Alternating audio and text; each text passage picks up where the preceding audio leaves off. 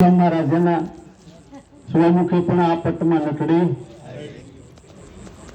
આ નટડી જો હેરાન કર્યા. એક મહાપુરુષે બે સરસ મજાની વાત કરી છે.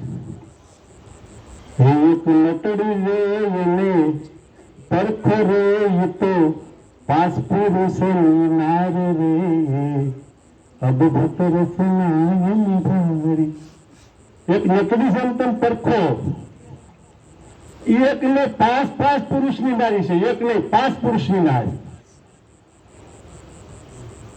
એ 5 ને વશમાં કેમ રાખતી છે? એક નથી રહેતો. ને 5 ને ગુલામ કરી નાખે છે. આવો નટડીનો પ્રતાપ છે. હારા ને વશ કરી નાખે. પણ વશમાં નથી થતી એનું કારણ છે કે આપણે નટડીને ઓળખતા. પણ નારાયણગીરી મહારાજે છેલ્લા શબ્દોની અંદર બહુ સરસ એનું વર્ણન કર્યું છે. પાસ પુરુષ નહીં અદભુત રસના એમાં આ નટડી થઈ નખરાળી જીવને ભાઈ નટડી થઈ નખરાળી. એવા નારાયણગીરી એને એને પૂર્ણ પરખો એ પોતે રહે છે પરબારી રે અદભુત રસના નિભારી. એ ભાઈ આ 5 પુરુષને છે ને આંગળીમાં ટેરવે રમાડીને પાછી એ તો નાખી જ રહી છે. પણ જેને સદગુરુ મળી ગયા છે, જેને મહાપુરુષોનો સંગ મળી ગયો, જેને મહાપુરુષોનો સાથ મળ્યો છે,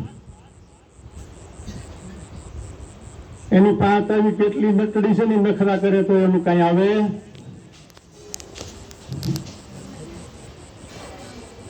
નટડી એટલે આપણી સુરતા. 5 પુરુષ એટલે શબ્દ સ્પર્શ રૂપ રસ અને આજે 5 વિષયો છે એને તો મહાપુરુષો કેમ કહે છે કે નટડી વચ્ચે સોટલી બાંધી લીધી છે.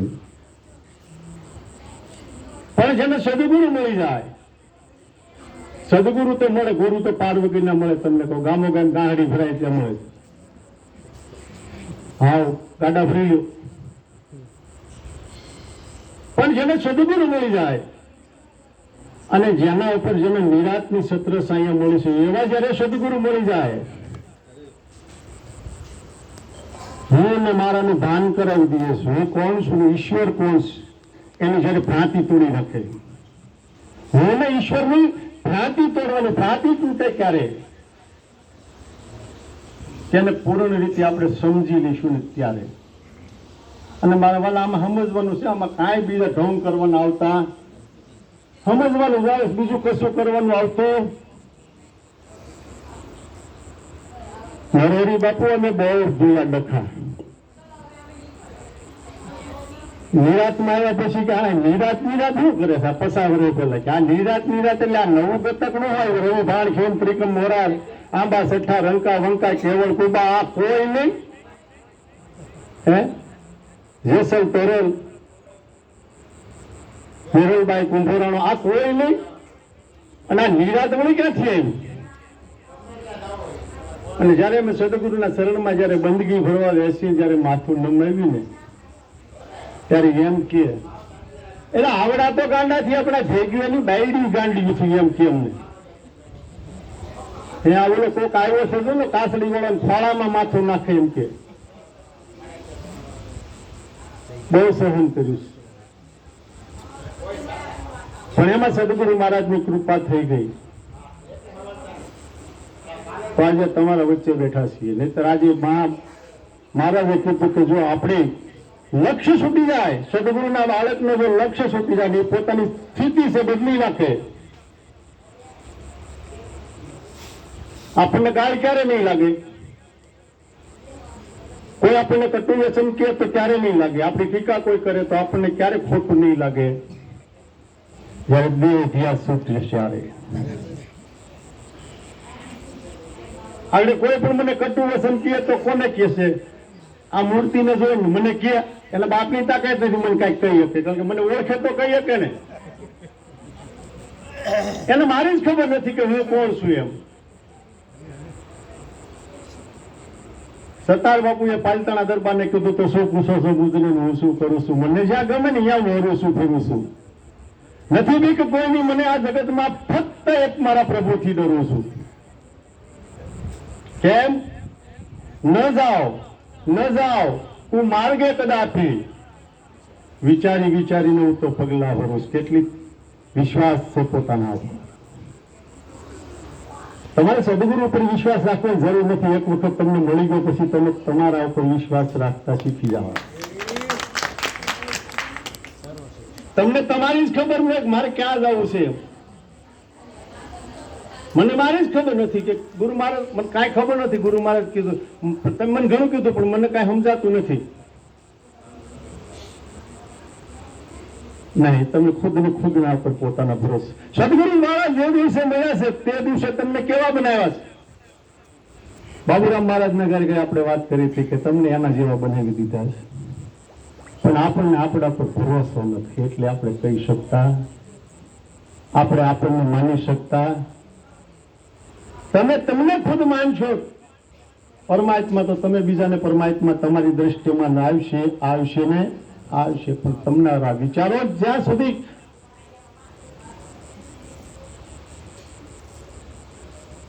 એટલે મહાપુરુષો અનંત રીતે આપણને વાણી દ્વારા, શબ્દો દ્વારા સમજાવી ગયા છે. પણ સત્સંગમાં બેસી એટલે 3 કામ કરવાના. પ્રથમ તો ભજન અને સત્સંગ આપણે સાંભળવાના. સાંભળ્યા પછી એમ સમજવું અને સમજ્યા પછી આ જીવનમાં વણી લેવાનું. હવે જો સાંભળ્યું જ નથી તો આપણે સમજશું ખરા?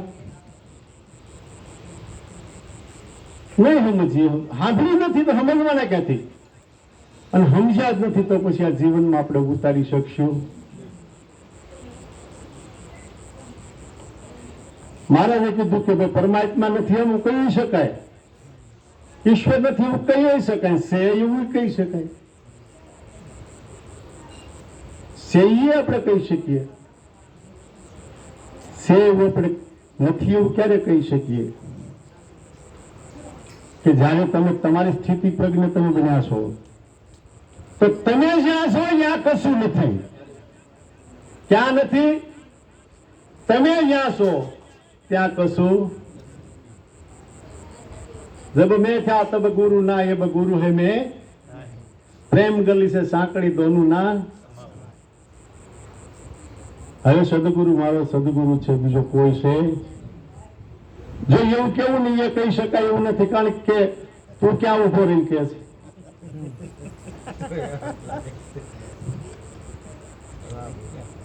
આ બહુ માથાકૂટમાં ન પડવું.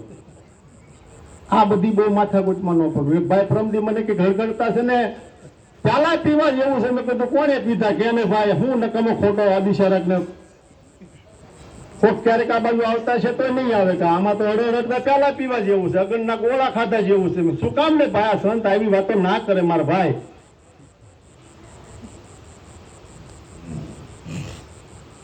એકદમ સરળ કાયમ કહું છું કે નિરાતનો જે નિરાલો માર્ગ છે ને એમાં કશું કાંઈ સંભવતું નથી ભાઈ. આ બધા રવિ પ્રાણ ખીમ ત્રિકમ બધા આ બધા રસ્તે આવ્યા છે, પણ બહુ મોડા આવ્યા, બહુ માથાકૂટ કરી આવ્યા છે હમણાં. અને તમે જયારે આગળથી જયારે જીવન સરતરી અંદર આગળથી જયારે આપણે ગુડોકી કરશું ને, નક્કી પૂરું કરવું હોય ને, તો હું તો એમ કહું છું હરેક જીવનના દરેકના જીવનને તમે છે ને પરિપૂર્ણ રીતે સમજો, તો જ આપણામાં કંઈક પરિવર્તન આવશે. નહીં તો પરિવર્તન આવવાનું આપોઆપ કોઈના પરિવર્તન આવ્યું, સદગુરુ સિવાય કોઈનું પરિવર્તન આવ્યું તો એવું માનો છો આમાં કોઈનામાંથી આપણને કાંઈ ન મળે? ગમે ત્યાંથી ગમે ત્યારે ગમે ત્યાંથી આપણને ઉપદેશ મળી રહ્યો છે બાપુ. સમજણ હર જગ્યાએ પડી છે, પણ તાકાત એને સમજવાની આપણી પાસે હોવી જોઈએ. એ ડિફેન્સ આપણા માટે કરે છે. ચુંબકની અંદર તાકાત છે એટલે ગમે એવું લોખંડ છે એને છે ને ફટ દેખાનું ખેંચી લે છે, કારણ કે એના ખુદની પોતાની તાકાત છે, એનામાં તાકાત છે ખરી પણ પોતાનો પાવર છે. આ ઇલેક્ટ્રિક નટ હોય ખુદનો પાવર છે, નો અડાઈને ઈયન્સ વાળું આપી શકે, જેમ નો અડાય ઈયન્સ વાળું આપે, બીજો કોઈ ન આપી શકે. કેમ? આપણને એમ કે ભક્તિ એટલે શું છે, પણ મહાત્મા કબીર બહુ સરસ મજાની વાત કરી છે. આપણને એમ થાય કે મહાત્મા કબીરની ઊંધી વાણી છે, ઊંધી નથી, હવણી છે. पहले पहले हम जन्म में पीछे बड़ा भाई धामधूम से बाबा जन्म में पीछे जन्मी मेरी माए मगन से मैं जाऊं चली मुझे रोकन वाला नहीं कोई मगन से मैं जाऊं चली. આવું બને કોઈ દિવસ? પહેલા એ કે પહેલા મારો જન્મ થયો, પછી મારા ભાઈનો જન્મ થયો, પછી મારા બાપનો જન્મ થયો, પછી મારી માં જન્મી. આવું બને? આપણા જીવનમાં બન્યું, મારા અને તમારા જીવનમાં બન્યું છે. કબીર મહાત્મા કહે છે મારા સદગુરુ શરણમાં જે દિવસે ગયો ને તે દિવસે હું કોણ નતો ને ત્યાં મારી ઊનો જન્મ થયો, મારો ખુદનો જન્મ થયો મારા સદગુરુ શરણમાં. પછી મારા ભાઈનો મોટા ભાઈનો જન્મ થયો, મોટો ભાઈ એટલે વિવેક. મારા સદગુરુના શરણમાં ગયા પછી એની વાત સમજ્યા પછી મારામાં વિવેક આવ્યો ને વિવેક વગરનું વાંજ્યું આ બધું ગમે એટલું. હમણાં મહારાજે કીધું ને કે સત્ય કેવું એમાંય પણ વિવેક હોવો જોઈએ, અને એમ નથી તે, એમાં નથી તે. મેકરણ દાદા સફા ફરીને બેઠા હતા અને કાયમ 10-9 વાગે એટલે 200, 250, 300 માણસ ડાયરો આવી જાય, લગભગ એમાં દરબારનું હોય 80%. 10 વાગ્યા પણ કોઈ ડાયરો આવ્યો. દાદા બેઠા બેઠા વિચાર કરે ડાયરામાં આજ કોઈ આવ્યું નથી, આ ગયા ક્યાં? આજ એકારે બધાની હડતાલ, પણ 10 વાગે ડેલી ખોલીને હરડા 100, 150, 200 આવ્યા. વ્યાકરણ દાદાએ પૂછ્યું કે બધા તમે ક્યાં હતા અત્યાર સુધી? તો કે બાપુ આવ્યા તો ટાઈમ છે, પણ ડેલી આવ્યા ને ડખો થયો. હા, કે ડેલી આવ્યા ને ડખો થયો, કે ભણે કામ ડખો થયો. હે તો કે પ્રશ્ન ઉભો થયો ડાયરામાં. અત્યાર સુધી માથાકૂટ કરી, પણ પછી હવે નક્કી કર્યું કે હવે દાદાને જઈને પૂછીએ. પેલા એવો જે પ્રશ્ન શું છે કે આ વર્ષોથી તમે મારી ખલેશી ખાલી કરી નાખી છે, મારું કેટલાય મને ફીમ કહુંબો કરીને તમે પી ગયા, અને તમે એક પ્રશ્ન ઉકેલ ન કર્યા તો આવો પ્રશ્ન છે શું? જે કોઈને જવાબ નથી આપી શકતા, તો કે ડાયરામ ડખો એવો થયો છે. પ્રશ્ન એવો આવ્યો કે આપણો ભલો કીથે ઊંઝો, આપણું ભલું કેમ? હા, આટલી વાત, તો કે આટલી જ વાત, આપણો ભલો કેમ ઉઠે ઊંઝો, આપણો ભલો કેમ? હવે દાદા તમે કહો, તો કે હું કહું પણ તમે સાંભળી નહીં કહો. દાદા તમે જે કહેશો સાંભળી જાઓ, પણ કયો? એટલે હા ભણશો, તો કે હા ભણશો, તો કે તો હા ભણો. એ ભાઈ ભલો કીધે ભલો રોજો, ભૂસો કીધે ભૂસો. ભલું કરે ભલું થાય, ભૂંડું કરે. આમાં કોને ખબર નથી પડતી આ વાતની? કયો હાલો? હે, આ બોલાય ના ન બોલાય કોને નથી ખબર પડતી? આ ખવાય ના ન ખવાય કોને ખબર નથી પડતી? અહીંયા જવાય ને અહીંયા ન જવાય કોને ખબર નથી પડતી? પડે કે ન પડે? કેવો ભલો કીધે ભલો ઊંઝો, ભૂસો કીધે ભૂસો. ભલે નગટી ના બે વાતો તમે સમજો, મને કહો ને પૂછો.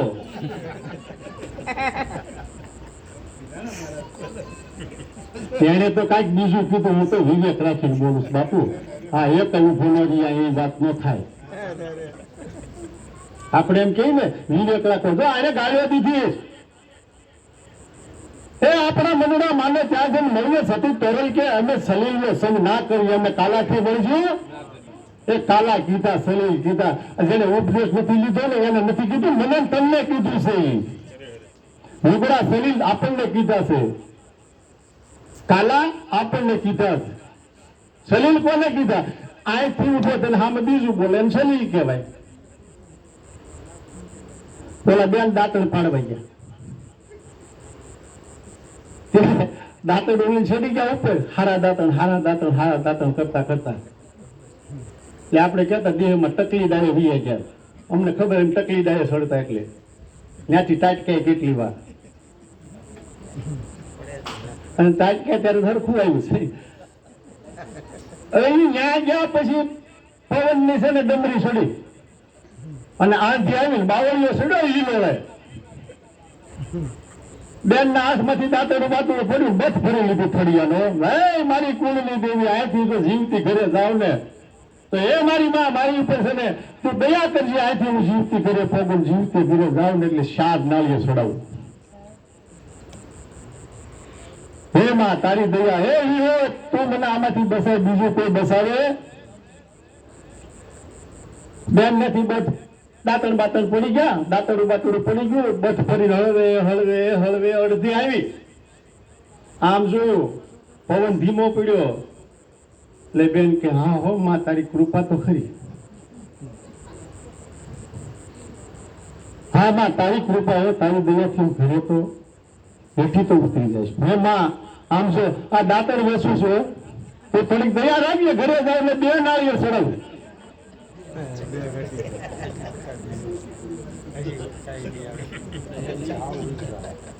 મેં ક્યાં કર્યું? એમ કરતી કરતી કરતી તરત ફૂટ રહ્યો ને ત્યાંથી છોકરો મારી રેઠી પડ્યો. પવન બવન ઠંડી ગયો, સ્થિર થઈ ગયું બધું વાતાવરણ, અને બેન આમ જો કપડા ખંખેરો હે મારી માં, હે મારી કુળની દેવી, વી હોય તારી દયા હતી ને તો હું નીચે આવ્યો. હે માં આ તો દાંતણ નથી પીડ્યા, પણ બેન ઓલા નાળિયેર તો કહ્યું તો મારું ઓછી કરતી હતી.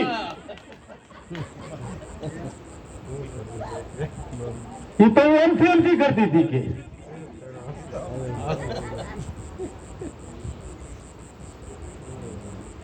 એટલે આપણને ઠપકા ન મળે ધ્યાનમાં રાખશું. જીવનને ઠપકો મળ્યો તો જીવનને જયારે 17 ને 18 માં સદગુરુ કર્યા ભીમ સાહેબે આપણી જેમ ઝૂકતી નહોતી, પાળાના માથે પૈણ્યું પાથર્યું હતું. બે સદગુરુ ને શિષ્ય હામા બેઠા અને એનો ઉપદેશ કર્યા પછી જીવન બોલ્યો કે નહીં અખરની ઉત્પત્તિ નહીં કાગળ માથે લી, જીવનના ભીમ ભેટાને મારે રાતનો થઈ ગયો.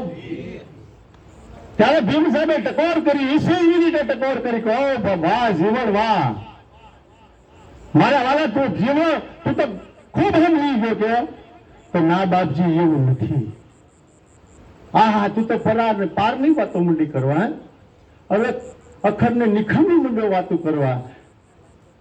તો કે બાપજી એમ નથી. તો કેમ છે કે આજ અંધવાળું મારે અંધવાળું, આજ સદગુરુ તમે મેળા ને એટલે મારે. અને એનો જીવનો એ જીવન 400 મહિના ગયા ને ત્યાં મંડ્યો તો કાંડે દોરા બાંધવા. અને ભીમ સાહેબ ને ખબર પડીને અર્જુન ને મોકલ્યા કે જાવ તો જીવનનો ખાડામાં પગ પડી ગયો છે, આપણે પડી જાય. જીવને જઈને જોયું ને અર્જુને કે બાપજી એની વાત સાંભળી છે. હા કે આ બધા ભગત થયો એટલે મારી પાસે આવે છે કે જીવન દાદા પાસે જાશું દોરો બાંધશે, છોકરાને તાવ આવ્યો ઉતરી જાય. બાઈ નો કુંડાળામાં પગ પડી ગયો છે, રાશિ દોરો બાંધી દે સારું થઈ જાય છે. દોર એમનું રાખવા મન રાખવા હું દોરા બાંધીશ. પણ પછી એને જો ઝટકો માર્યો છો, આપણે કહેવાય કાંઈ ન કહેવાય. અર્જુને જીવનને કીધું કે સદગુરુના વચન ઉદીએ ભરોસો કાઠ આવશો વાણની જેવા.